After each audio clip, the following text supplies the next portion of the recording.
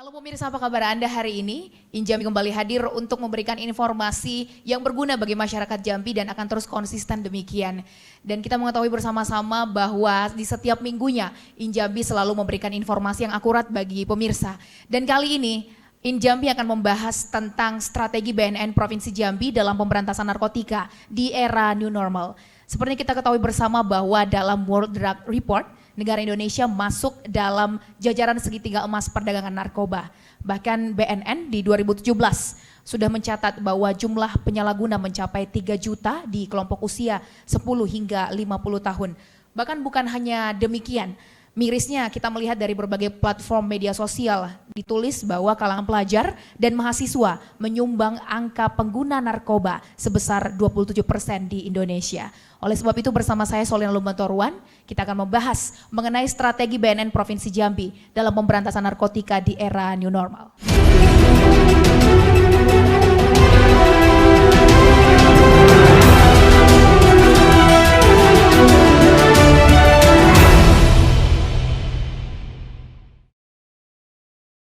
Dari Infinity Hotel Jambi, kita akan membahas mengenai strategi BNN Provinsi Jambi dalam pemberantasan narkotika di era new normal. Dan untuk mendukung mosi kita hari ini telah hadir dua orang yang luar biasa. Mas Budi, Koordinator Bidang Pencegahan dan Pemberdayaan Masyarakat BNN Provinsi. Apa kabar Abang? Boleh diambil mikrofonnya?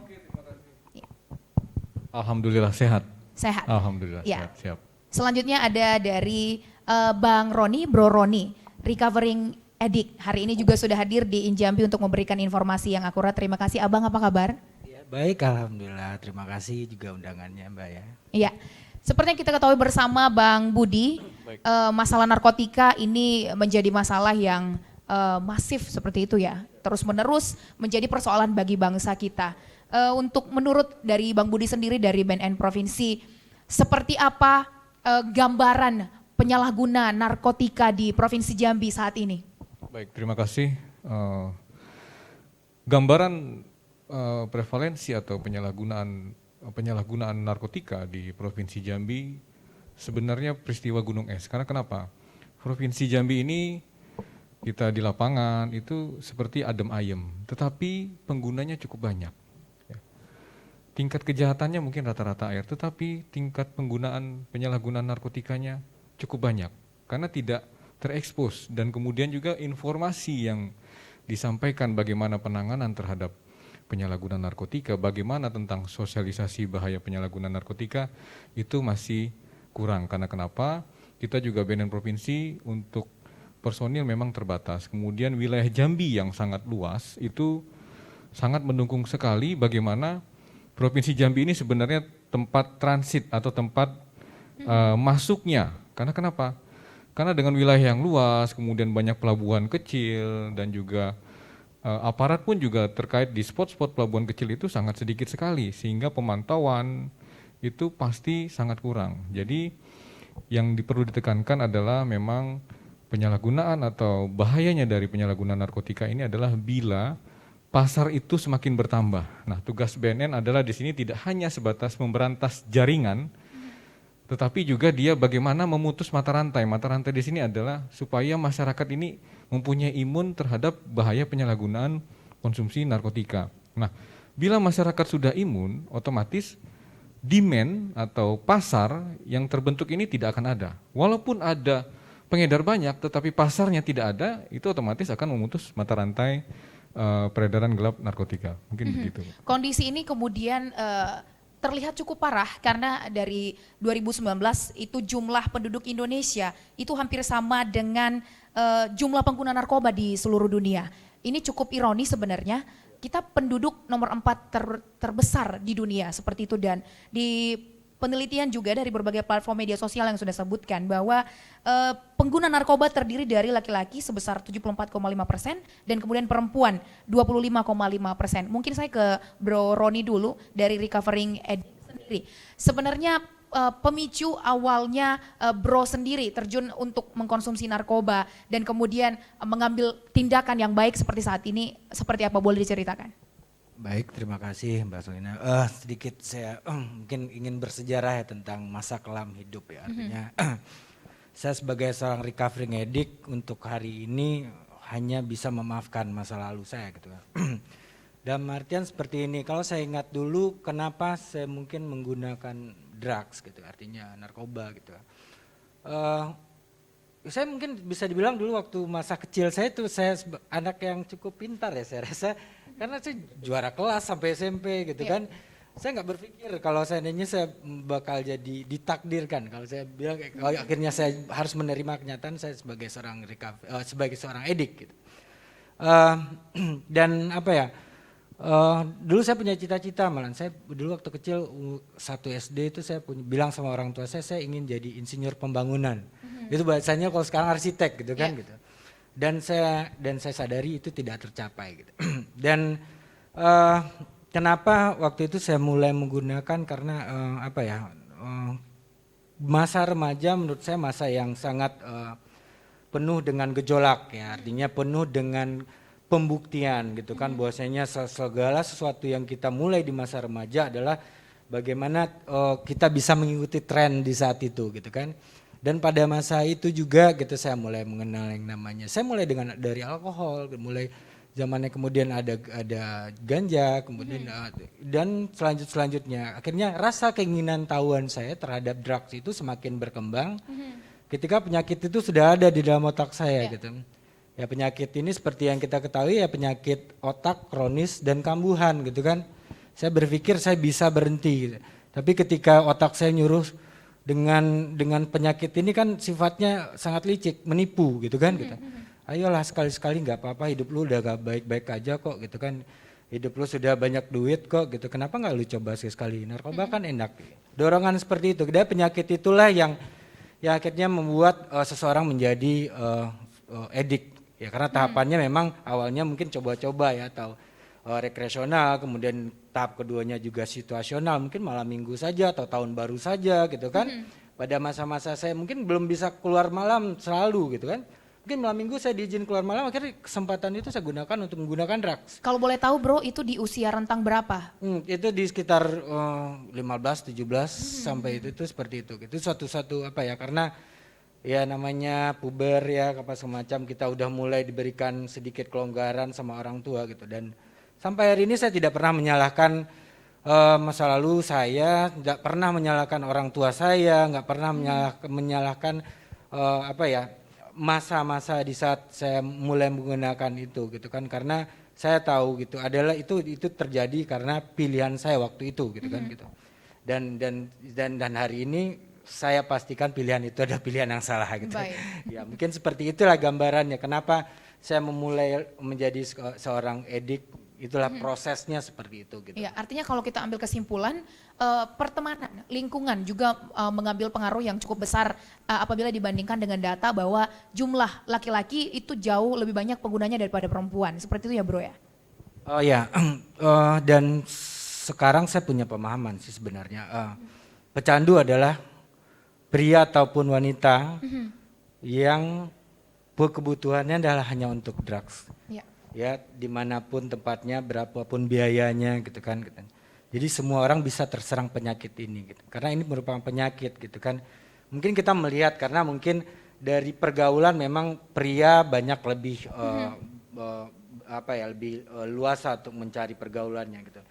Dan ya sekarang ya mungkin keterbatasan sebenarnya bukan tugas yang harus juga, tapi ya ini harus menjadi satu catatan penting bagi orang tua, karena ya bagaimana membimbing anak dari usia mereka beranjak dewasa, mengenali hal-hal seperti apalagi di zaman sekarang yang era milenial sekarang gitu kan gitu. Dia ngetik apa gitu, narkoba jenis apa aja itu bisa keluar.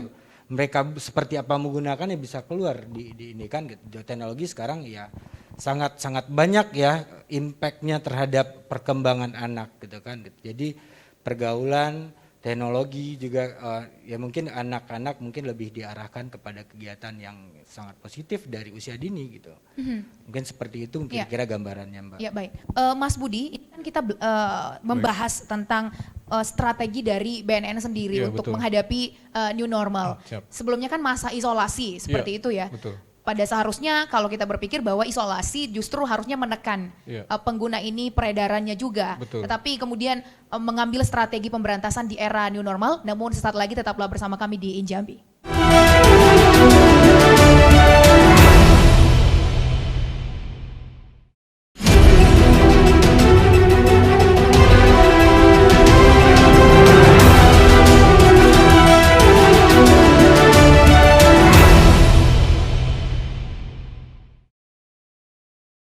Masih bersama kami di Injambi dalam strategi BNN Provinsi Jambi dalam pemberantasan narkotika di era new normal.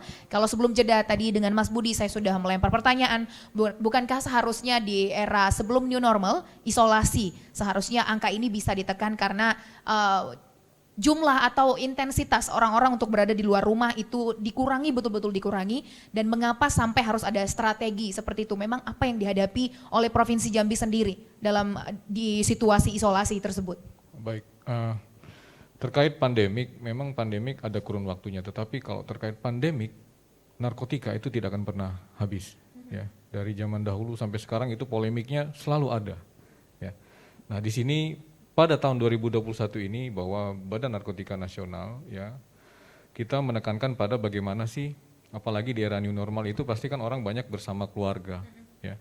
Nah di sini kita melatih bagaimana suatu keluarga bisa menjadi benteng yang solid, bagaimana dari ayahnya, dari ibunya, dari anak-anaknya maupun pamannya, bibinya itu bisa menjadi suatu kesatuan yang solid di mana mereka bisa menghalau terhadap bahaya paparan narkotika itu tersendiri. Nah, kita juga punya program bagaimana penggiat-penggiat dari ketahanan keluarga ini, karena masa new normal, karena ada orang banyak di rumah, WFH, seperti itu, dia bisa menjaga dirinya. Karena kenapa? Dalam pandemik ini, orang isolasi itu pasti faktor stressingnya tinggi sekali. Ya, dia akan mencari hiburan, sedangkan mau keluar rumah, takut. Ya. Nah, apalagi mereka yang punya segalanya, mungkin bisa melalui online. Kan bandar ini banyak caranya bagaimana dia menyampaikan barang tersebut ke si usernya. Ya. Seperti itu. Jadi bukan masalah karena orang isolasi akhirnya penyalahgunaan makin sedikit, tidak. Bisa saja meningkat.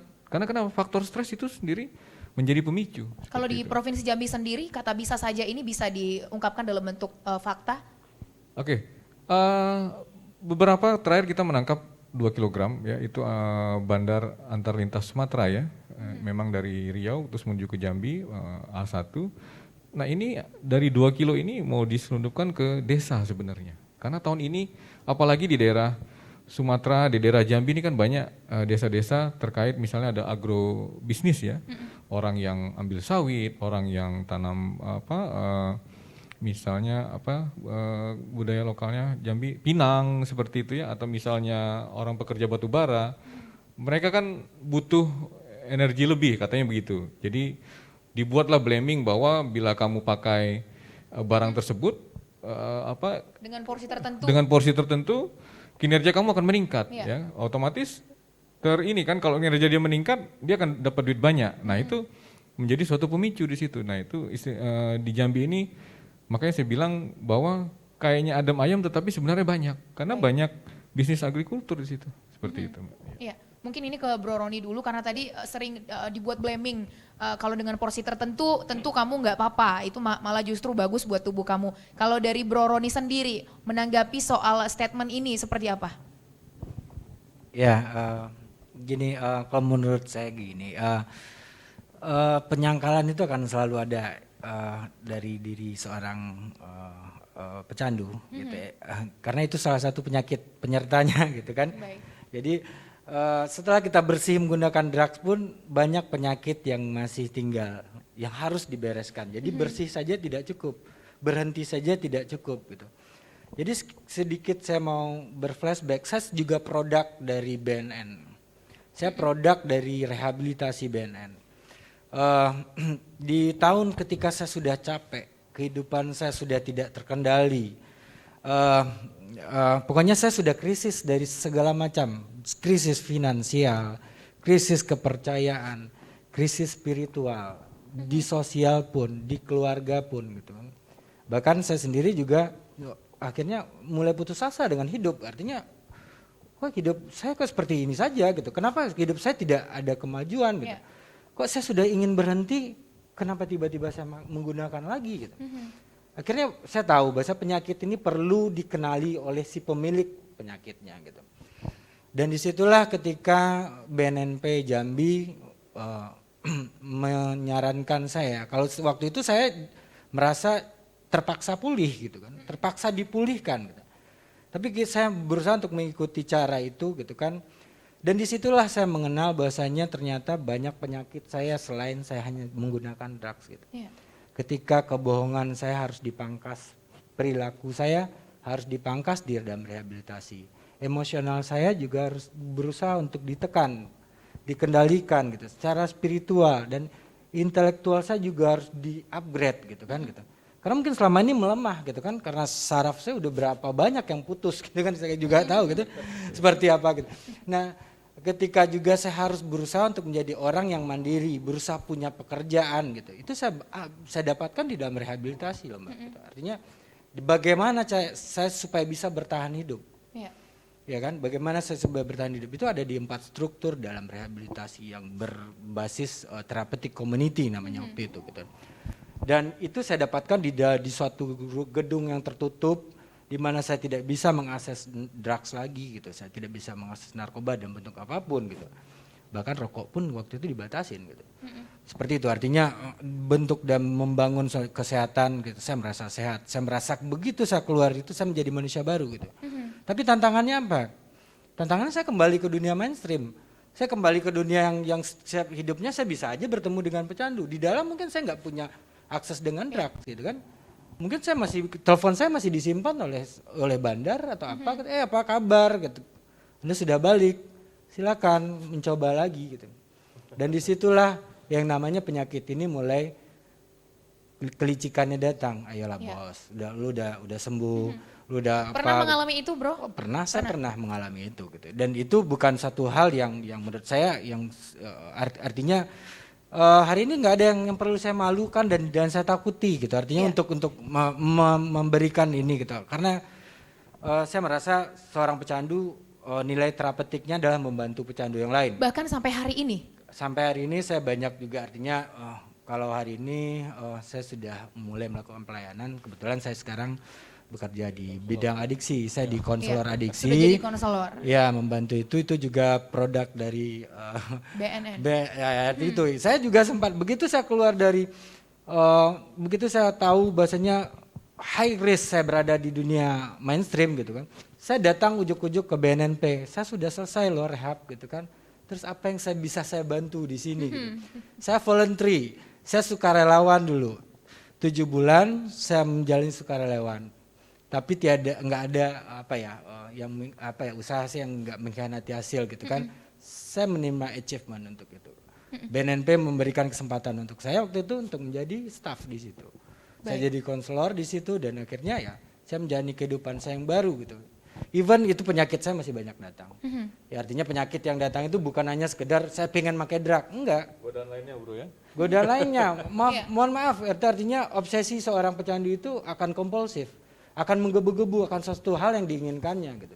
Ya itu penyakit loh Mbak. Artinya untuk hidup satu hari ini juga harus survive gitu ya Mbak? Ya sekarang saya bukan hanya melakukan pelayanan ya. Artinya sekarang itu yang saya harus layani adalah diri saya sendiri. Iya, betul. Ya kan? Artinya bagaimana saya harus membersihkan rumah orang lain sementara rumah saya sendiri nggak bersih gitu kan. Saya menjalani program juga, kebetulan ada di luar sana ada program 12 langkah gitu kan. Artinya ya mungkin saya tidak bisa menyebutkan di media karena salah satu tradisinya kita tidak boleh mempromosikannya gitu. Ini hanya bagi orang yang berminat saja gitu kan artinya. Gitu. Dan saya melalui itu dan saya bersyukur setiap hari saya bisa bernafas, saya tahu hari ini saya seorang pecandu. Tiap pagi saya bangun tidur saya tahu saya bangun tidur saya adalah seorang pecandu yang dalam pemulihan. Begitu masuk WhatsApp dari grup itu dari pemulihan saya tahu, oh iya saya lupa hari ini saya adalah seorang pecandu. Dan pemulihan menurut saya hanya untuk 1 hari. Bagaimana saya bisa melewati hari ini tanpa mengambil drug saya yang pertama. Itu saja yang jadi syarat buat saya. Untuk yang lainnya mungkin butuh proses dan progres karena progress is not perfection. Artinya Baik. progres bukan suatu kesempurnaan buat saya. Saya bisa hidup, bertahan hidup sekarang untuk bisa ya ya sekedar datang ke makam orang tua saya hanya untuk meminta maaf atas masa kelam saya dulu, ya itu menurut saya satu hal yang itulah satu pemulihan buat saya. Oke. Ya. Ini satu hal yang mungkin buat saya itu satu support system buat saya. Iya, Anak-anak betul. sekarang ada support system juga keluarga gitu kan itu. Iya. Karena seperti yang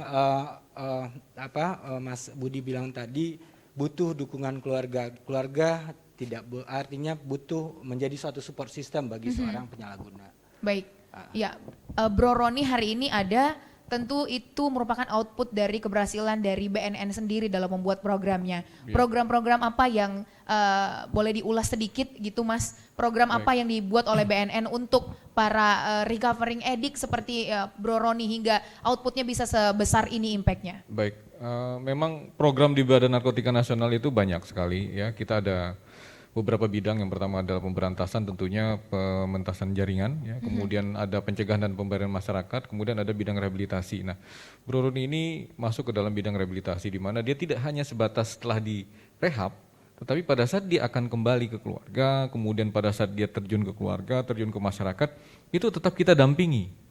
Dalam artian kita dampingin bukan arti kita cover tiap hari, tidak, tetapi kita kasihkan bagaimana sih supaya mengcover diri ini. Nah, dia akan datang ke misalnya klinik Pratama. Mereka akan bertemu sesama atau si recovering addict seperti itu. Nah, itu merupakan suatu support system dari kami dan kita juga tetap akan pantau seperti itu. Gitu. Iya, ini menjadi sebuah percakapan yang cukup menarik karena kita selain mendapatkan pelajaran juga dari pelajaran hidup dan bahaya narkotika. Saat lagi di Injambi kami masih akan membahas tentang hal ini. Jangan kemana-mana setelah pariwara berikut.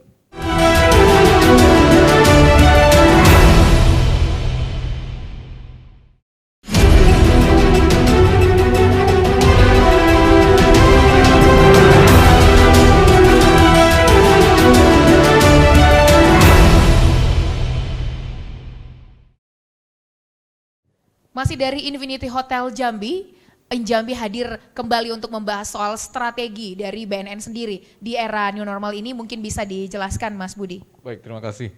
Memang sangat sulit apalagi terkait kita pandemi karena memang semua orang pasti fokus bagaimana supaya dirinya, supaya lingkungannya dan supaya negaranya tidak terpapar terhadap paparan COVID-19 ini. Apalagi terkait narkotika. Narkotika tidak akan berhenti walaupun ada paparan COVID, malah bisa jadi bertambah ya. Nah, Badan Narkotika Nasional sendiri, khususnya kalau kita di Provinsi Jambi, bahwa kita punya beberapa program pencegahan. Yang pertama adalah bagaimana tadi pertama ketahanan keluarga. Kita akan berikan support system di situ, bagaimana baik dari ayah, ibu, anak-anak, paman, bibi, lingkungannya itu bisa mengcover supaya keluarganya, dirinya tidak terpapar oleh penyalahgunaan narkotika. Nah itu kita buat bagaimana mereka kita undang, kemudian kita berikan pemahaman, kemudian kita berikan bagaimana caranya menolak, bagaimana caranya mengetahui bila memang si anak itu terpapar narkotika, bagaimana caranya melakukan rehabilitasi, ya. Kita kasihkan ilmunya, kita berikan informasinya, kita berikan akses kemudahannya bagaimana supaya masyarakat di sini bisa menjangkau atau menjadi sahabat Badan Narkotika Nasional, bukan untuk ditakuti tetapi untuk menjadi sahabat.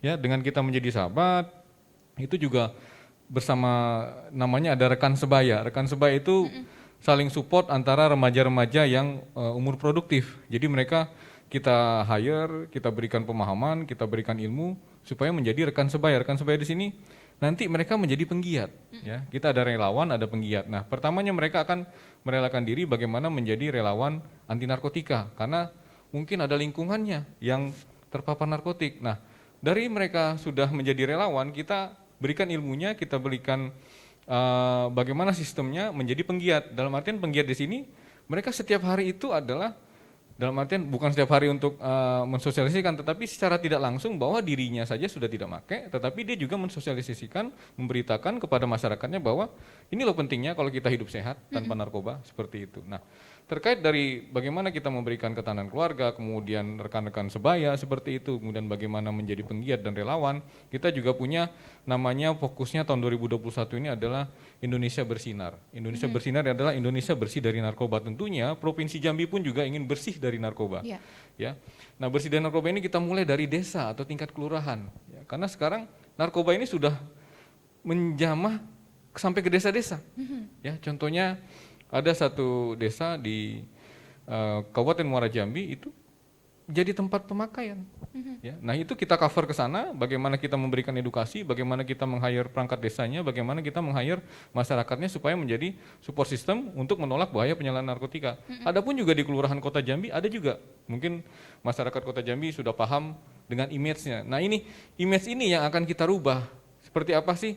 Bahkan bahayanya adalah karena orang tinggal di situ dan image-nya seperti itu, dia untuk mencari pekerjaan saja sudah susah. Yeah. Karena KTP-nya KTP di kelurahan itu. Nah, Badan Narkotika Nasional Provinsi Jambi bekerja sama juga dengan pemerintah daerah dan instansi swasta maupun Badan Narkotika Nasional Kota Jambi dan lainnya itu mengajak seluruh masyarakat untuk merubah image ini. Kita juga melakukan approaching bagaimana melakukan supaya kelurahan ini bersinar, bersih dari narkoba. Jadi kita akan hire misalnya karena mencari pekerjaan susah, kita punya namanya program pemberdayaan alternatif. Yeah.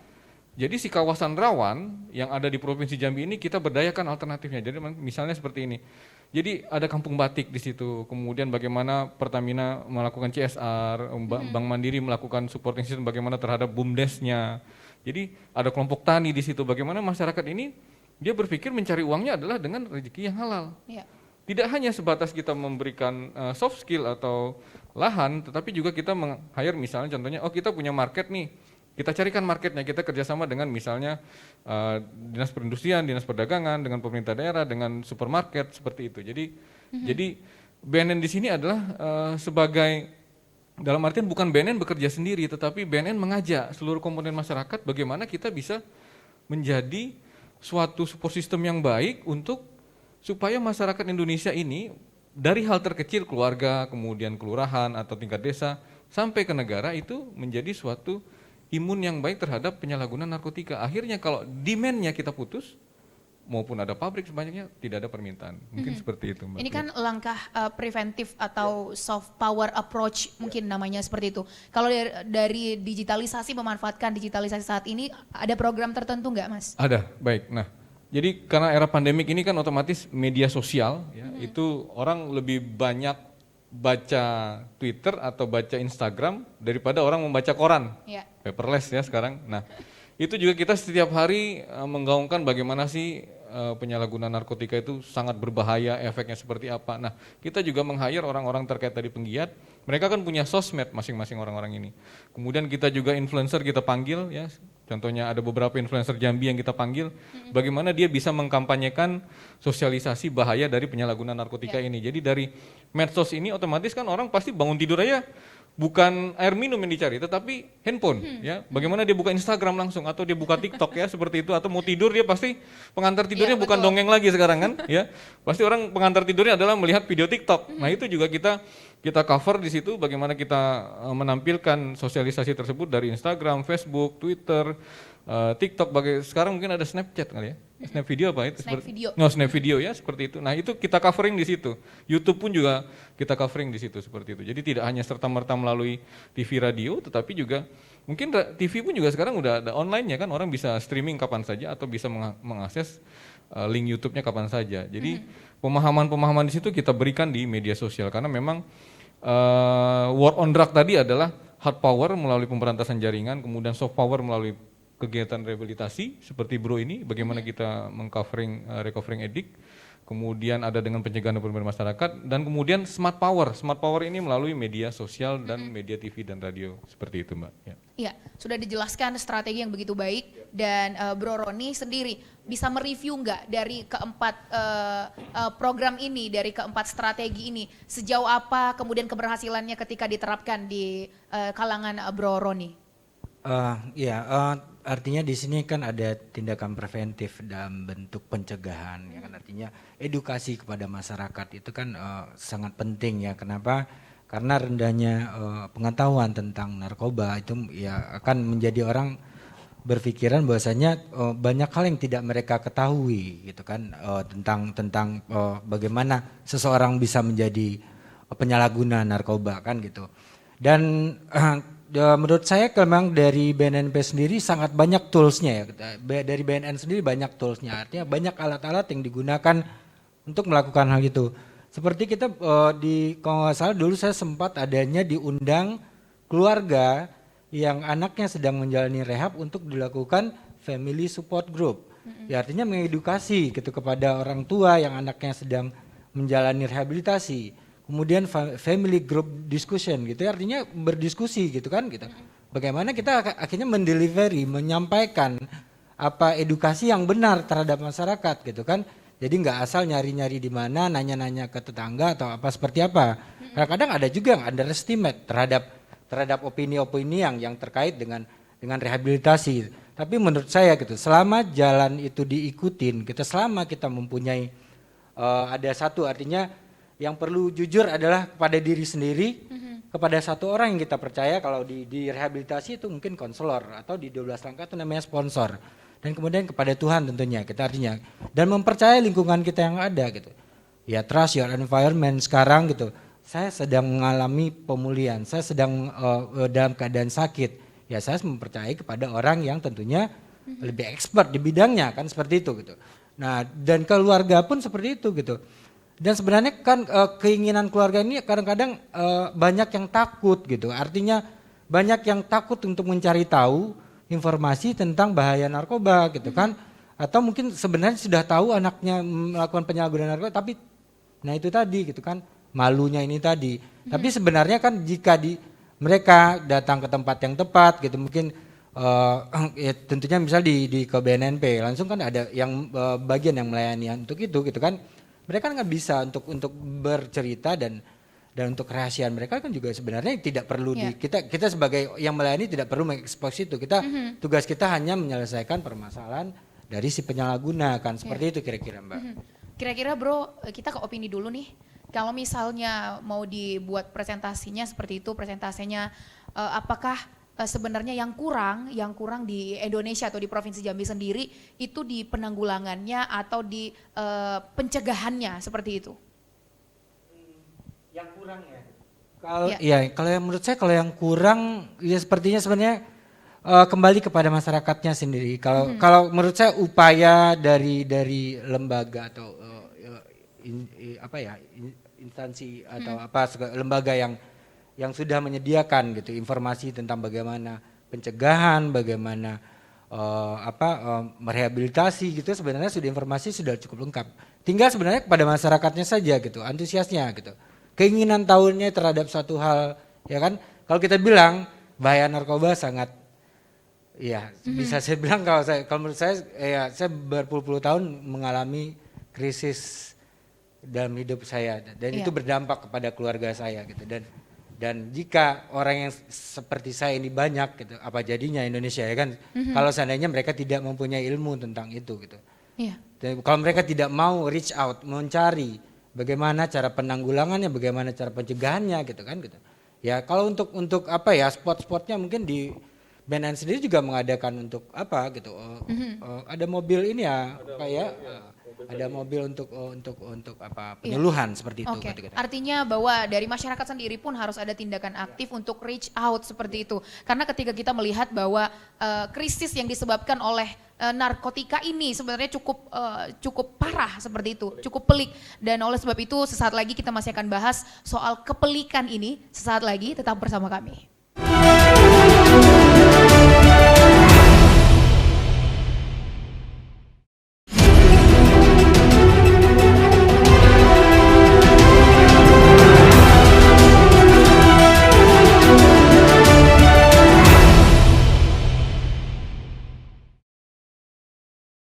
Terima kasih Anda masih bersama Injambi dan dari ini menjadi segmen terakhir bagi kita untuk membahas strategi dari BNN untuk pemberantasan narkoba di era new normal.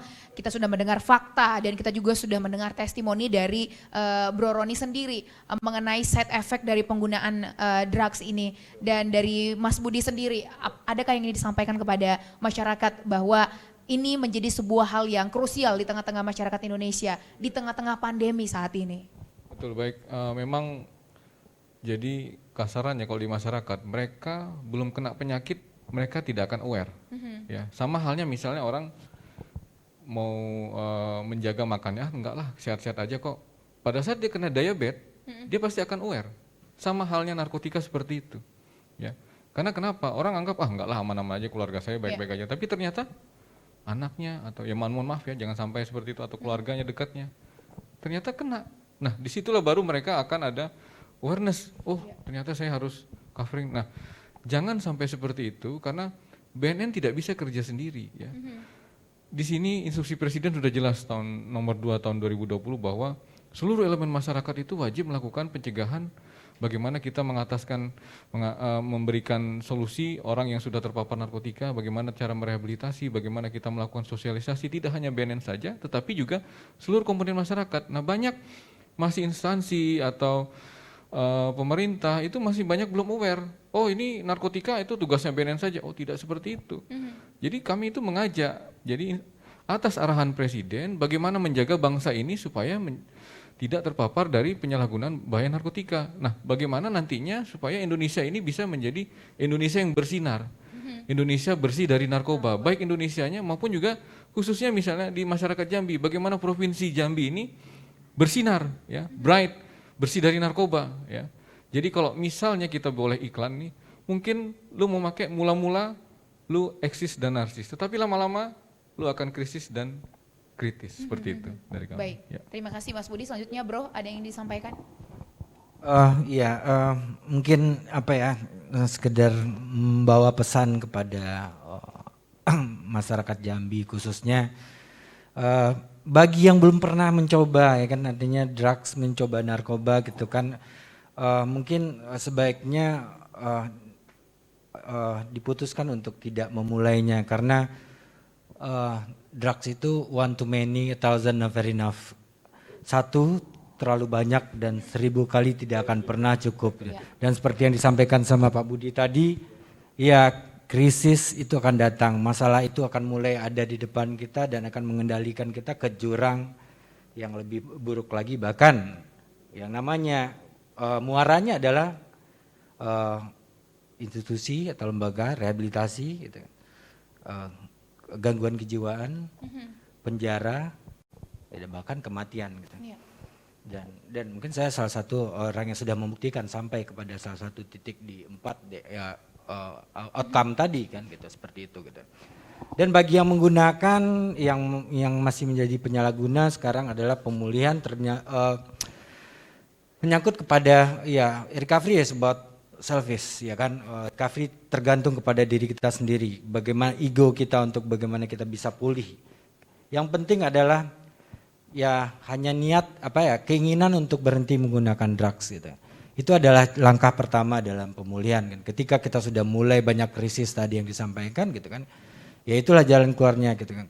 Hasrat untuk berhenti menggunakan drugs itulah syarat satu-satunya untuk menjadi ya orang yang mau melakukan pemulihan gitu. Ya mungkin dengan jalan ya mungkin mencoba untuk mencari jalur rehabilitasi yang mungkin sudah disediakan oleh BNN sendiri gitu kan. Bahkan mungkin juga bergabung kepada komunitas-komunitas yang sedang menjalani recovery gitu, yang sedang menjalani pemulihan gitu kan gitu. Dan banyak ya lagi yang cara-cara yang penting bagaimana caranya gitu kan, just for today gitu, hanya untuk 1 hari gitu. Bagaimana kita bisa melewati 1 hari tanpa drugs, itu sudah suatu pencapaian dan berilah penghargaan kepada diri sendiri. Mulailah bangun tidur dengan bersyukur dan akhiri juga dengan bersyukur bahwasanya 1 hari ini gue mau tidur, saya mau tidur, ternyata hari ini saya tidak menggunakan drugs gitu. Itu satu hal yang mungkin hal sederhana gitu. Jadi jangan dijadikan pemulihan ini sebagai tugas atau beban yang berat gitu kan. Hal yang sederhana yang bisa kita lakukan ya mungkin hanya just for today, hanya untuk 1 hari saya tidak menggunakan drugs, saya tidak mengambil narkoba saya yang pertama, menurut saya itu adalah suatu pencapaian yang sangat luar biasa terhadap diri saya dan orang-orang yang saya sayangi, mungkin seperti itu. Ya, terus semangat untuk Bro Roni Iya, untuk betul. untuk begitu banyak testimoni dari tadi. Iya. Eh, Sama-sama kita war on drug ya Mbak ya. War on iya. drug ya, siap. Dan Bro Roni, kita semua di sini mensupport Mas dalam proses recovery ini dan terima kasih juga untuk kontribusinya untuk masyarakat untuk menyadarkan bahwa sebelum kenal nggak usah kenal deh, nggak usah kenalan gitu ya Mas ya. Kalau dari Mas jangan sampai Budi ya. sendiri, Siap. ada yang mau disampaikan nggak ke rekan kerjanya ini yang luar biasa Baik, ini? Iya, terima kasih ya. Bro Roni ini orang yang sangat tough ya. Jadi dia survive sekali. Kita juga bangga punya ini. Jadi sama-sama kita tidak hanya sebatas Bro Roni saja. Jadi sama-sama kita masyarakat Jambi bagaimana kita war on drug. Ya, bagaimana kita kalau bahasa Jambinya bilang payo bersama-sama kita perangi narkoba, war on drug seperti itu. Jadi tidak hanya BNN saja tetapi semua masyarakat payo kita bersama-sama perangi narkoba seperti itu. Iya, mantap sekali untuk BNN dan ada satu hal sih sebelum ditutup begitu, ada satu hal yang sangat ingin saya tahu lagi dari Mas Budi sendiri. Bagaimana Mas Budi menilai perjalanan Bro Roni sampai hari ini, sampai menjadi rekan kerja seperti itu? Nilainya excellent ya seperti itu Excellent. karena tidak semua orang bisa melewati masa itu ya, masa kritis itu tidak semua orang bisa melewatinya seperti Mas, itu. kalau boleh tahu didampingi sejak tahun berapa? Terakhir Delido tahun berapa? 2014 ya, 2014. sudah 7 tahun lebih ya, 7 tahun. Itu sudah jadi produk BNN, sudah jadi toolsnya BNN. Iya. Jadi memang ya nilainya excellent seperti itu karena tidak semua orang bisa melewati ya, dan dia juga bisa accept dirinya bahwa saya ini recovering addict dan saya punya tugas tanggung jawab supaya masyarakat ini jangan sampai seperti saya. Itu nilainya. Ya, pengakuan terima gitu. Ini belum dari hati banget nih. Ini masih penilaian secara umum. Iya, iya. Karena kan kita mau masyarakat melihat Injambi, melihat bagaimana kemudian relation yang dibangun antara dari BNN sendiri dan output dari BNN itu seperti itu. Adakah kesulitan-kesulitan tertentu dalam perjalanan selama 7 tahun bersama-sama dengan Bro Roni? Sulitan tentunya pasti ada ya, karena orang untuk rehabilitasi pasti pertama menolak ya, denialnya tinggi sekali. Ya dia syukur mau datang untuk rawat jalan ke klinik itu, datang saja. Itu sudah supportingnya sudah bagus sekali, apalagi dia mau berkecimpung. Ya, apalagi Bro Roni pernah menjadi relawan, dia tidak memikirkan bagaimana dia dapat gaji atau segala macam sampai akhirnya jadi pegawai di BNN, kemudian sekarang di-hire oleh lapas narkotika seperti itu. Ya itu suatu hal yang sangat berharga bagi kami karena seperti beliau-beliau ini memang harus kita support ya, harus kita gandeng seperti itu. Ya. Berarti sudah di-hire sama lapas dan BNN. BNN. Ya, tetapi wow, tetap keren banget. ujung tombaknya rehabilitasi Bro ya, seperti itu ya. Oh, gitu, Oke, ya. ujung tombaknya rehabilitasi. Betul. Tetapi karena diresponi dengan baik dari Bro Roni sendiri. Kalau Bro Roni sendiri, adakah hal yang ingin Bro sampaikan kepada Mas Budi selama 7 tahun perjalanan Anda? Ya mungkin ya saya salah satu orang yang mungkin benci terhadap satu institusi gitu kan, karena saya Akhirnya cinta mati iya, ya karena sekarang saya, iya karena saya waduh gitu jangan sampai ketemu dengan orang BNN gitu kan, dan waktu saya jungkir balik dulu Jauh-jauh ya, udah jungkir balik itu zaman jungkir balik dulu, tapi ya banyak ya, artinya bersyukur dan sangat rasa terima kasih tentunya ada yang artinya gitu kan, yang saya tidak melihat orangnya, saya tidak melihat tembaganya, ketika ya saya punya jalan untuk mempunyai cara hidup yang baru dan ada yang artinya yang menyediakan gitu kan tempat untuk saya gitu, dan akhirnya pemulihan saya berjalan dan saya mendapatkan ilmu di situ gitu kan, ya menurut saya itu nggak bisa saya gantikan dengan apa ya, dengan kehidupan saya yang dulu gitu. Menurut saya hari ini lebih berharga gitu kan. Bagaimanapun hari ini tidak sesakit masa lalu gitu kan, ya kan. Yang penting ya artinya apapun yang saya hadapin dalam pekerjaan dan support dari pihak BNN sendiri sangat banyak. Saya sampai sekarang pun ya masih ada silaturahmi dengan apa ya dari BNN sendiri gitu kan. Artinya Ya itu satu support system saya juga kan, kekuatan yang lebih besar buat saya hari ini ya orang-orang yang mau mensupport pemulihan saya gitu. Iya. Saya pun juga ini, bro gimana? Oh setuju banget. Oke, saya pengen ngomong nanti deh, wah itu kan suatu ini ya energi Iya, yang luar betul, biasa ya, betul. dengan memberitahukan atau memberikan manfaat kepada orang lain, itu suatu energi yang biasa bagi kami juga, luar biasa sekali. Bro Roni bisa menjadi ujung Iya. tombak terhadap Baik, rehabilitasi. dan pemirsa seperti inilah sebenarnya negara hadir bagi kita semua, selalu memberikan solusi dan memberikan pendampingan bagi setiap kita. Oleh sebab itu terima kasih untuk testimoni yang luar biasa dari dua orang yang luar biasa juga hari ini. Terima kasih, Dan sama-sama kita luar berharap biasa. bahwa tayangan Injambi hari ini tentunya menginspirasi bagi banyak masyarakat, bagi banyak milenial untuk tidak usah berkenalan dengan narkoba. Dan harus kita ingat satu hal, sebaik-baiknya atau seluar biasanya program dan bagaimana negara hadir untuk masyarakat, apabila tidak disertai dengan masyarakat yang taat dan mau reaching out, maka semuanya menjadi tidak berarti. Oleh sebab itu kita mengajak bersama-sama untuk masyarakat menjadi masyarakat yang aktif untuk melihat dan memandang jauh ke depan seperti apa bahaya dari narkoba. Saya Solina Lumantoruan dan kedua narasumber yang sudah hadir, mohon pamit undur diri, sampai jumpa di Injambi selanjutnya. Jack TV Inspirasi Kita.